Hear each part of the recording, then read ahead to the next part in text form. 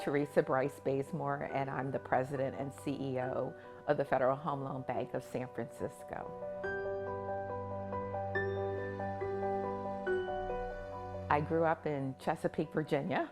My mom was a school teacher. My dad worked for the Department of the Navy, repairing nuclear submarines. One of the interesting things that people don't think about for someone at my age is that I grew up in a segregated elementary school. When I went to the University of Virginia, I was in only the 7th class of African Americans that were admitted to the university. I had to make sure I put myself out there and I didn't worry about those issues. I didn't let those things hold me back. If other people are going to try to limit me, I don't need to be limiting myself. Hi, I am Deborah Awai, and I am a longtime friend of Teresa. Teresa and I met early in our college careers. In fact, the first semester that we arrived at the University of Virginia in Charlottesville. What I observed very early in our relationship was just a desire to try new things, to explore new ideas. Extremely curious, extremely motivated, wonderful student. She was brought to UVA through a scholars program that identified some of the best and brightest kids. I actually thought I wanted to be a doctor at that time. A lot of it was because I wanted to help other people. And I volunteered to work at the university hospital in the operating room. And let's just say that seeing it all up close, I thought, I might need to rethink this. I decided on law school. It was a huge eye-opener for me. I really started to see the issue of homelessness. I started to understand that that was something that we as a society needed to do something about. But it wouldn't be until later in my career that I would really have an opportunity to sort of focus on that. When I left law school, one of the things I had discovered was real estate.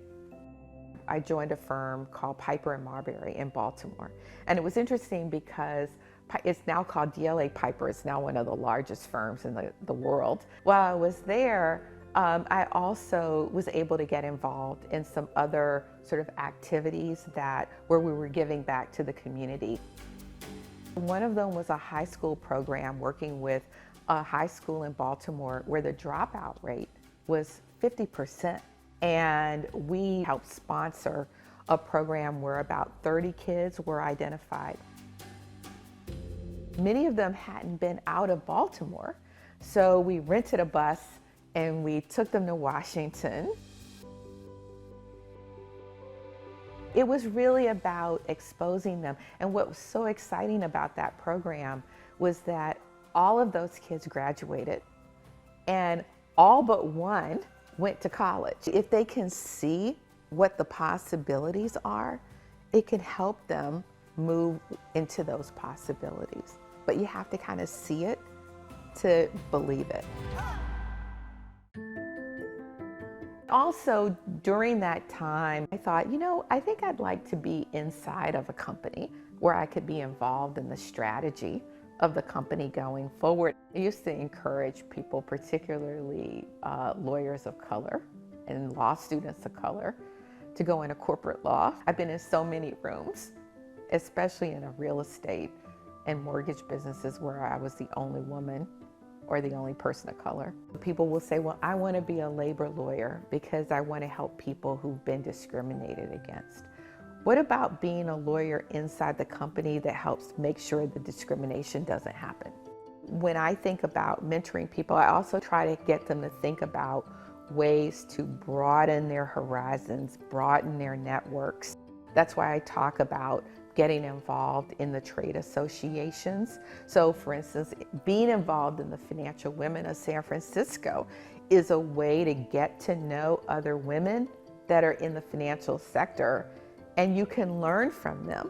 One of the things that I got involved in a lot was the mortgage bankers. It allowed me to have a network that was much broader than just the folks that were at my company. And those Relationships also led to some of my job opportunities later. So you just never know how having that network can enhance your opportunities down the road. The Prudential was one of the companies that was an option, and they had the third largest mortgage origination business. This was a business about helping people buy homes, somewhere they can raise their families and have stability. And so that work really was what helped me start focusing on this issue of racial equity in the mortgage business, and that being something that continues to be important to me. One of the jobs that I took in the late 90s was to go to what was Nations Bank at the time. It is now Bank of America. And I joined the bank to run the legal department for the mortgage business. But a few months after I got there, I was asked to also work with the Community Development Bank. The Community Development Bank was doing apartment developments in lower income areas that also had services. It was another just wonderful opportunity that was making a difference. I decided it was time to go do something else, and I went to Radian as the general counsel of the holding company. I was asked in 2008 to be the president of the mortgage insurance business. I was the first woman to run a mortgage insurance company, the first person of color. I'd always thought I would want to get to the business side, but I never knew what the path was going to look like. And that was the path that sort of presented itself to me. My name is Joan Opp, and I am the president and CEO of Stanford Federal Credit Union in Palo Alto. We are members of the Federal Home Loan Bank, and I met Teresa when we interviewed her. We were searching for a leader. The bank had had a number of transitions, and we needed somebody that could be a leader, collaborate with staff, build culture, build succession, represent the brand of the Federal Home Loan Bank, and Teresa fit that profile fabulously. It really appealed to me because of the mission.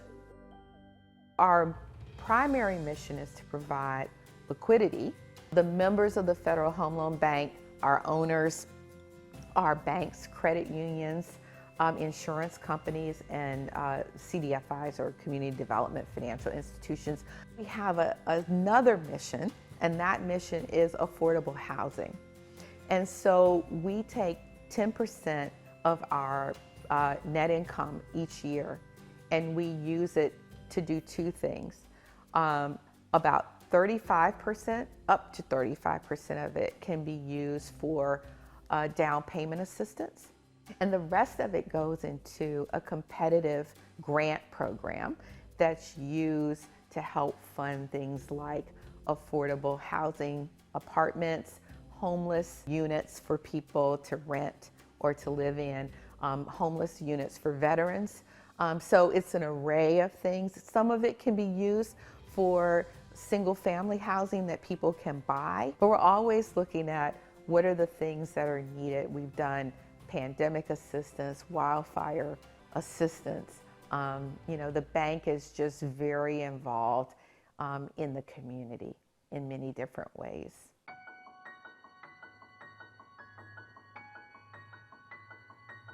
I think it's been a real building block, but public service has always been at the heart of who Teresa is from a very, very young age. Those priorities never changed. What I see now is a real commitment to expanding lending, to finding opportunities for more affordable housing, for really focusing on ensuring that home ownership is a priority for those who have not had those types of opportunities. Hello, my name is Lenny Bazemore. I'm an entrepreneur.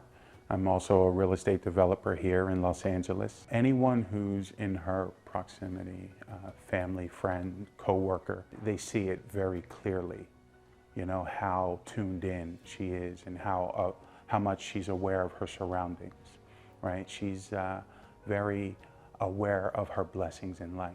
And so she feels compelled to give back in multiple ways. So giving back is in her blood. We both believe in God, and her personal relationship with God is at the forefront of her life. And that goes into her compassion for other people. I would say congratulations to someone who has shown me what fortitude really is, someone who's been a leader, a very approachable leader. I'm personally extremely proud of her because I've seen the journey. What do you hope your legacy will be?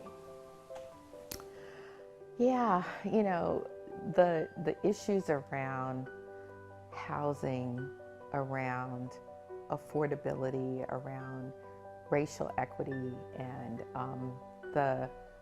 the wealth gap, those are all like really important, and they're huge thorny issues.